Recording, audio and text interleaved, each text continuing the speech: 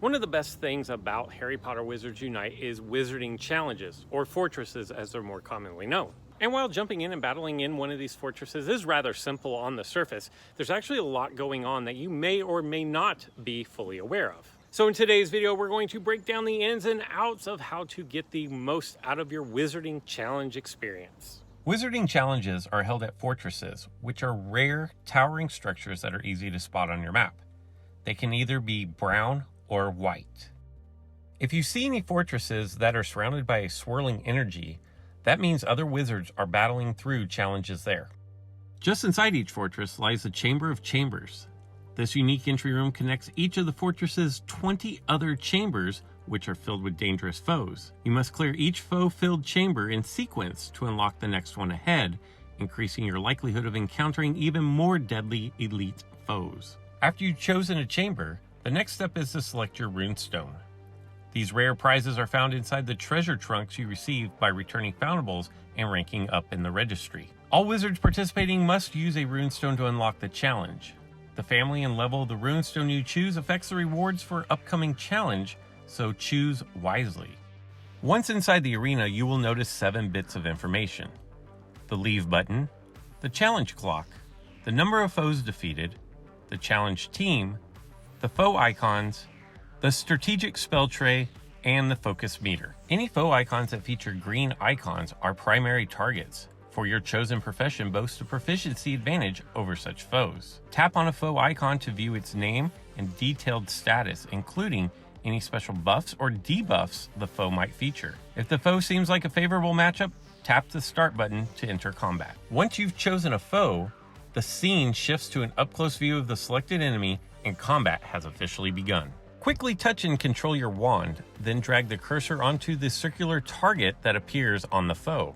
Do your best to move in sync with the foe, keeping your cursor over the target as the foe moves about. Watch the blue line steadily wrap around your circular cursor as you hold it over the foe's target. After the blue coloring completes its journey around the cursor, a spell gesture appears on screen. Trace the pattern as quickly and accurately as you can to unleash a powerful spell that damages the foe, reducing its stamina. Remember, casting spells requires spell energy. Your current supply is shown in the bottom left of the combat screen.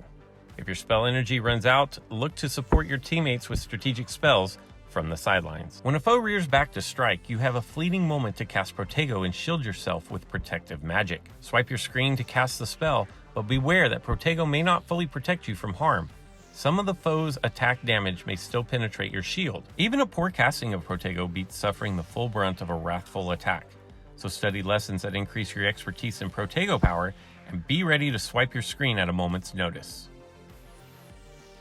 Healing potions are fantastic for use during combat, as they immediately restore a significant amount of your missing stamina when consumed. You can drink a potion in combat or in the arena. Drinking a potion in the arena allows you to respond more quickly or form a plan before engaging your next foe. Other potions can increase your combat prowess in different ways. The Extimulo potions improve your damage by boosting your power.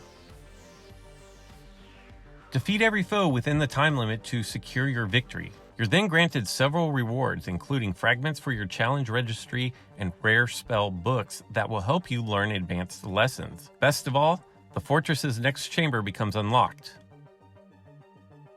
Many foes look alike, but appearances can be deceiving. Heed each foe's name when you tap their foe icons in the arena, for those adorned with titles pose a far greater threat.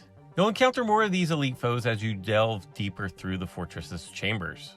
If you're playing with friends, be sure you warn them when you found such a foe, and decide carefully how to approach it. It's often wise to work together as a group, devoting all resources to bringing down those dangerous threats, and pair them with strategic spells and enhance whichever ally chooses to face them in combat. Once you've chosen your profession and started your way through the lesson plan, you'll notice some unique lessons in the plan.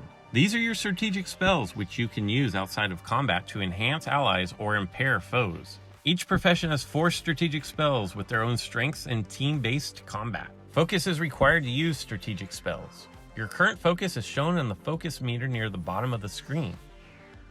Earn more focus by defeating foes marked with focus icons. Focus earned in this manner is bestowed to the entire team, making these foes valuable targets. You've likely started to see how a mixing variety of professions can produce team-wide benefits. Aurors might excel at crippling foes in direct combat, but unless they stockpile healing potions, they can't recover stamina and will find themselves constantly KO'd. Against stiff opposition, a team full of Aurors likely won't have the same chance to succeed as a mixed group of Aurors, Magizoologists, and Professors. Diverse teams have more ways of seizing victory. For example, when backed by Magizoologists and Professors, a few Aurors can take on much stronger horde of foes, relying on the teammates to support them with healing abilities and charms while they focus solely on the foe at hand.